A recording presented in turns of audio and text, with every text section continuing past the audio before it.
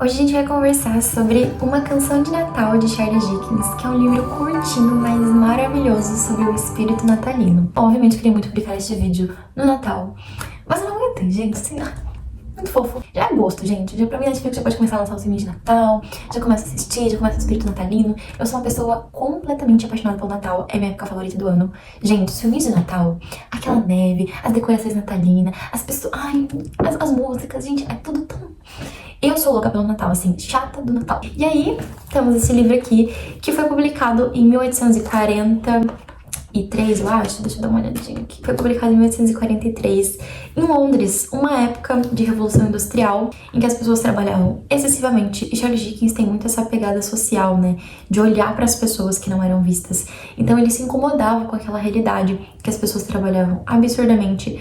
Nas ruas tinham crianças, tinham pessoas passando fome. Dificilmente um trabalhador poderia tirar um dia de folga, um feriado, um Natal, por exemplo. Então, as pessoas viviam numa situação muito difícil e Dickens olhou para tudo isso e pensou, cadê aquele espírito de solidariedade, de generosidade, bondade? Por que as pessoas não têm mais esses valores? Por que esses valores se tornaram obsoletos? Então, esse livro aqui e uma série de outros livros também sobre o Natal de Dickens resgatou esse espírito natalino nas pessoas. Então essa obra foi muito importante, especialmente porque o personagem principal simboliza realmente aquelas pessoas que se preocupavam única e exclusivamente com dinheiro. E aí as outras questões da vida, a comemoração do Natal, por exemplo, a vida familiar, tudo isso ficava de lado. O que importava era o lucro, o que importava era as pessoas trabalharem. Então Charles Dickens com essa obra e com outras também conseguiu resgatar nas pessoas esse espírito do Natal, que é extremamente importante. Existem algumas adaptações, esse aqui é um livro muito famoso.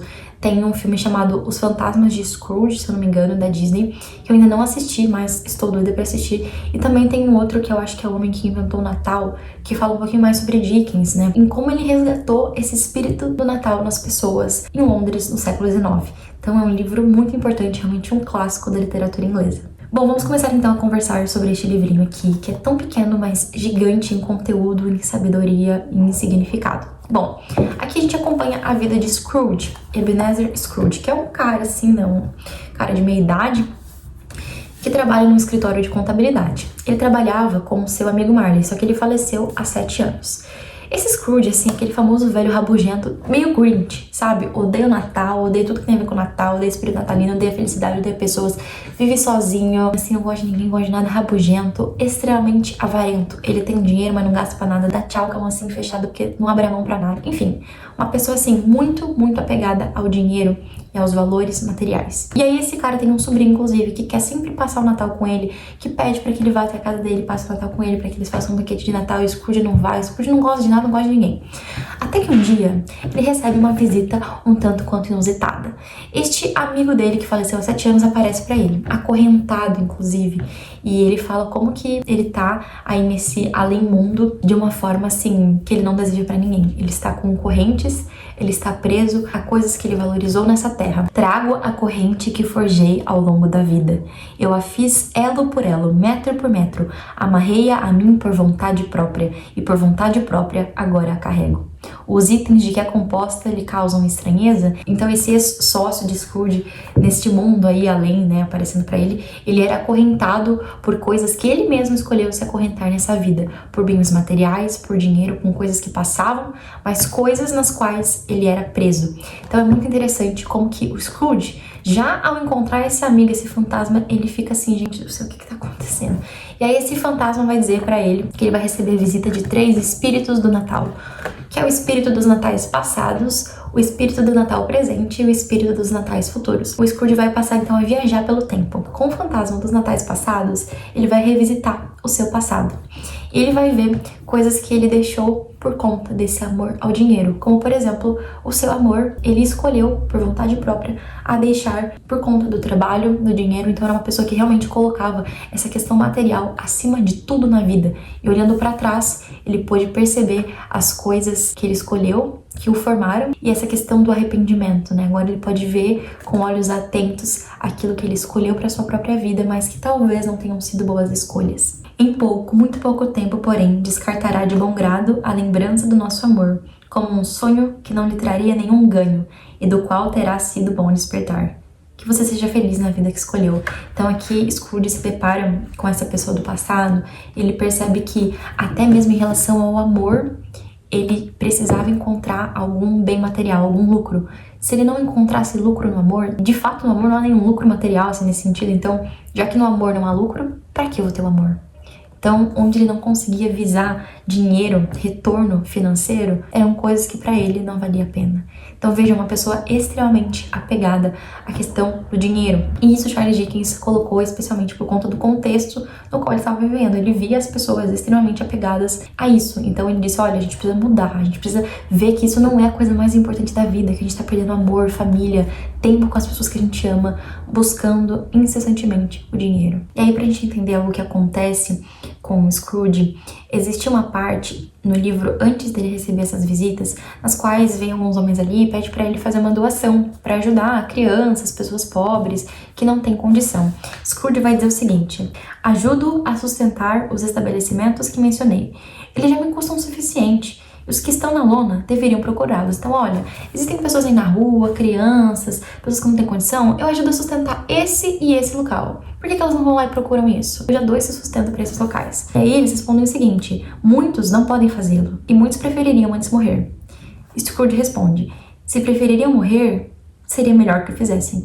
Assim diminuiriam o excesso populacional. Então, olha só que interessante. Tem essa questão aqui, que era muito presente já na época do excesso populacional. Então, olha, existe muita pessoa no mundo, por isso que existe fome, então a gente deve ter menos filhos, a gente deve, de alguma forma, fazer com que as pessoas desapareçam. E essa é uma visão extremamente eugenista, primeiramente, né? Então você quer matar as pessoas, você não quer que as pessoas existam, porque essas pessoas não são seus filhos, não são seus maridos, suas esposas, não são seus pais, suas mães, não são as pessoas que você ama. Então são somente números.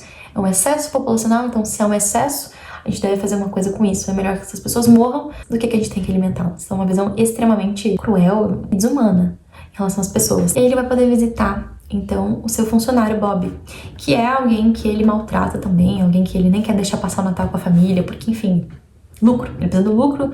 E como assim você quer passar o Natal com a sua família? Como assim você gosta do Natal? Como assim você é feliz? Você não é empregado, precisa de lucro. Então, ele tem essa relação também com o Bob, e ele passa a ver que o Bob tem uma família feliz, que ele tem filhos, inclusive ele tem um filho doente, tem um problema ali com a perna dele, e ele fica muito sentido, ele passa a se apegar a esse menino, a essa família. Ele vê como que mesmo o Bob sendo pobre, ele é rico daquilo que o dinheiro não compra. Ele é infinitamente mais rico que o Scrooge. Ele percebe isso porque o Bob tem uma esposa, tem filhos, tem uma família, tem um lugar para o qual voltar e ser amado. Algo que o Scrooge não tinha, porque o Scrooge não gostava de ninguém, ninguém gostava dele. Então ele percebe com essa visita como que é importante, muito mais do que o dinheiro, as pessoas, o amor, a família. E é algo que ele não valorizava porque para ele não dava lucro. E aí o Scrooge vê um lugar vazio ali na casa, uma muleta sem uma pessoa. E aí ele pergunta pro fantasma se o pequeno Tim, que é o filho do Bob, vai morrer. E ele fica extremamente sentido com isso. Como assim, sabe? Ele se apega àquele menino, como assim ele vai morrer? Aí olha só o que o fantasma responde: mas e daí? Se é provável ele morrer, é melhor que morra mesmo e diminua o excesso populacional. Scrooge baixou o rosto ao ouvir as suas próprias palavras citadas pelo espírito, invadido pelo arrependimento e pela culpa. Pretende decidir quais homens devem viver e quais devem morrer? Pode bem ser que, aos olhos do paraíso, você valha menos e seja menos apto a viver que milhões iguais ao filho desse pobre homem. Então, quem é você para decidir quem vai viver, quem vai morrer? A gente precisa entender o valor da vida. Então, olha que interessante, que sacada, o fantasma colocar as palavras do próprio Scrooge para que ele perceba que aquilo que ele está falando é absurdo, porque não são números, são pessoas. E como o Scrooge não tinha contato com as pessoas, ele não conseguia perceber o absurdo daquilo que ele estava falando. Não é um excesso populacional, não é só a gente matar essas pessoas, que elas morram mesmo, porque assim diminui o excesso de pessoas. Caramba, são pessoas. E nem isso o Scrooge conseguia pensar, porque uma visão materialista do mundo faz inclusive com que as pessoas não enxerguem umas às outras. Então, o mais importante que tudo é as pessoas terem dinheiro, terem condição. Se elas não têm isso, melhor que morram. Essa é uma visão, inclusive, ainda presente em muitos discursos atuais. Então, que a gente reflita sobre isso. São vidas, são pessoas. Não é simplesmente matá-las, a gente vai resolver tudo e pronto, elas não vão passar fome. Caramba, são pessoas, né? Se a gente pudesse, em algum momento, ser confrontados frente à realidade com as nossas próprias palavras, assim como foi Scrooge, a gente teria vergonha de algumas coisas que a gente disse. E é maravilhoso o fato de que no livro, né, toda essa questão de espírito natalino e tudo mais, ele teve essa segunda chance para enxergar aquilo que ele estava fazendo, como aquilo era algo realmente desumano.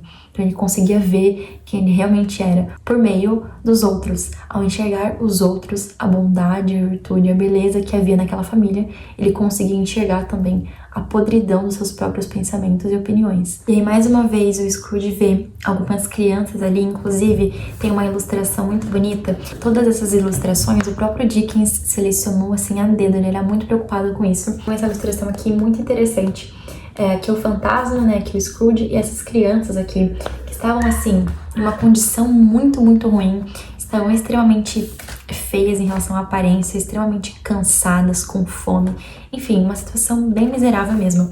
E aí o Scrooge tá perguntando, né, quem são essas crianças? Eles não têm onde se abrigar ou recursos? Gritou Scrooge. Não existem casas de detenção? Disse o espírito, agredindo pela última vez com suas próprias palavras. Não existem associações de abrigos paroquiais? Eu acho que isso aqui é tão simbólico e tão importante da gente entender que não importa se existem lugares que você ajuda, que você deu recurso financeiro, mesmo assim, esses lugares não atendem todo mundo. E essa era a ignorância de Scrooge. Ele não queria se importar com as pessoas pessoalmente. Ele não queria pessoalmente ajudá-las. Então ele ajudava por meio de terceiros, né? Então, eu vou dar dinheiro para essa casa aqui de ajuda. E aí, isso vai resolver todos os problemas do mundo, né? E não é assim. Então ele tava vendo, olha, existem pessoas que não são atendidas por esses lugares. Essas pessoas existem.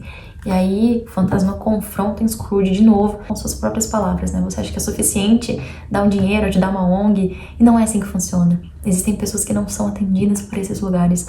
Essas pessoas são reais, elas existem. E você precisa pessoalmente se importar e ajudar essas pessoas. Então, isso é muito forte quando a gente lê, né? Mas, às vezes, a gente pode, inclusive, se identificar com essas falas de Scrooge. A gente acha que fazendo certas coisas meio que terceirizadas, né? Eu tô dando dinheiro pra isso, tô ajudando aquilo. Mas você passa na rua, você não ajuda quem você vê. Então, assim, não é suficiente. Então, a gente precisa fazer mais. Existem pessoas, assim, que estão precisando da nossa ajuda. Scrooge só conseguiu entender isso quando ele viu com seus próprios olhos crianças passando fome, necessitadas, crianças as quais ele ignorava. E aí, por último, o fantasma dos Natais Futuros vai mostrar para Scrooge um homem morto. As únicas pessoas que conheciam esse homem começam a vender os seus bens para conseguir algum dinheiro, ninguém se importa com ele. E o Scrooge, o mais louco, é que ele fica pensando, quem que é esse homem? Porque em nenhum momento ele se vê no futuro, em nenhum momento ele se vê também morto no caixão. Somente depois o fantasma vai mostrar que aquele homem ali morto era ele mesmo. E ele não conseguia perceber o quanto as pessoas não gostavam dele. Como ele não tinha ninguém do mundo e a única pessoa que ele tinha, que era o seu sobrinho, ele andava a mínima. Então ele percebeu ali, com essa visão do futuro, que se ele não mudasse quem ele era, ele morreria e ninguém iria no velório dele. Ninguém se importava com ele. E aí ele faz uma pergunta muito interessante pro fantasma. Ele quer saber se essas coisas que ele tá mostrando realmente vão acontecer, elas já estão determinadas, ou se ele mudar de vida, se ele mudar quem ele é, ele pode de alguma forma mudar o futuro. Ele acredita realmente que sim. Ele pergunta, fantasma, por favor, se eu mudar quem eu sou hoje, o meu futuro não vai ser assim, ou você tá me mostrando uma coisa que não tem como mudar. Garanta-me que eu, alterando minha vida, ainda posso mudar as sombras que me mostrou. E aí essa quarta parte acaba. O livro é dividido em 5 estrofes, como se fosse realmente uma canção, uma música. E aí quando a gente acaba essa quarta parte, tem essa angústia do Scrooge. Eu posso mudar o meu futuro ou tudo tá determinado? Eu vou acabar dessa forma. E aí depois, no fim da história, ele passa realmente a ser transformado. Então ele começa a ser assim, a pessoa mais natalina do mundo. Ele passa a amar o Natal porque ele percebe que ele teve uma segunda chance. Diferentemente do seu antigo sócio, Marley, que estava aí nesse além-mundo e preso às suas correntes, né? Aquilo que o prendia durante a sua vida na Terra, ele teve a segunda chance, a oportunidade de mudar a sua vida. Então, se mudarmos quem somos hoje, o nosso futuro também será outro. Esse eu acho que é um aprendizado muito importante com a história de Scrooge e uma canção de Natal. Nosso futuro não está pré-determinado, no sentido de vão acontecer coisas independente do que a gente faça. Não. A gente pode mudar o nosso futuro se mudarmos quem somos hoje, assim como aconteceu com Scrooge. Então Scrooge passa a ser uma pessoa completamente diferente. Ele, inclusive, envia um peru de Natal pro Bob, pra sua família. E ele passa também o Natal com o seu sobrinho. E ele passa a ajudar a família do Bob e ser completamente diferente com ele. Ele dá um aumento pro Bob. Então ele vê que o dinheiro não é a coisa mais importante do mundo pra ele. Ele passa a ajudar as pessoas, passa a ajudar os mendigos, as crianças de rua. Ele passa a olhar para as pessoas com os olhos diferentes, com olhos atentos. E passa também assim, a ser a pessoa mais natalina do mundo, ele passa mal o Natal, então tem essa mudança muito forte na vida do Scrooge para ele conseguir ter um futuro diferente, porque o nosso futuro depende de quem nós somos hoje, de nossas ações hoje. Então o futuro dele não estava pré-determinado e ele teve essa segunda chance de ser alguém melhor. Então ele se transformou em um patrão excelente pro Bob, inclusive como um segundo pai pro filho do Bob, que é o pequeno Tim. Ele realmente foi uma pessoa transformada, totalmente diferente. E sempre disseram dele que sabia comemorar o Natal melhor do que qualquer outro homem vivo. Que isso seja dito e verdadeiro a nosso respeito. E eu me refiro a todos. Assim, como diria o pequeno Tim, Deus abençoe cada um de nós. E assim termina uma canção de Natal de Charles Dickens com essa esperança. E realmente o Natal, embora não seja literalmente a data em que Jesus Cristo nasceu, simboliza esse recomeço. Porque com o nascimento de Cristo nós tivemos também o nascimento de uma segunda chance, uma segunda oportunidade. Nós tivemos a chance de salvação. Então é muito bonito como que uma canção de Natal, e o Natal, obviamente, hoje em dia simbolizando o nascimento de Cristo, também simboliza o nascimento de segundas chances para nós, de uma esperança. Porque com Cristo nós temos a chance de mudar o nosso futuro se nós o aceitarmos e mudarmos quem somos hoje. Então assim, por isso que eu sou uma pessoa completamente apaixonada pelo Natal. Eu acho que não só as músicas e a neve e a decoração, tudo isso é muito bonito, mas realmente o fato de que o coração das pessoas nessa época tá mais sensível para a voz de Deus, tá mais sensível em relação à generosidade, à solidariedade, a olhar para o outro. Mas eu acho que também essa questão de esperança. Por meio do Natal, nós temos uma esperança. Então, se nós mudarmos quem somos, se nós aceitarmos a Cristo, nós teremos uma segunda chance. Então aqui, é claro, né, com essa questão de elementos místicos, fantásticos, aí os cristãos vão pensar, meu Deus, mas você tá lendo um livro que fala de fantasma. Gente, ficção, literatura, tá? Então assim, obviamente isso não vai fazer diferença nenhuma, eu não acredito em espírito e em fantasma, mas eu sei que pra literatura, pra esse livro, isso aqui foi extremamente importante. O fato de que o Scrooge teve essa segunda chance na vida e que nós, unicamente por meio de Cristo e pelo seu nascimento, pela sua morte e ressurreição, também temos uma segunda chance. Essa história, uma canção de Natal, se entrelaça com o cristianismo também de uma forma muito bonita. Por meio do Natal, desse espírito natalino, Scrooge teve uma segunda chance, teve uma esperança e mudou o seu futuro. E por meio de Cristo, que é o símbolo e o sentido do Natal, nós também temos uma segunda chance e uma esperança. Viva o Natal, viva a literatura e viva Charles Dickens!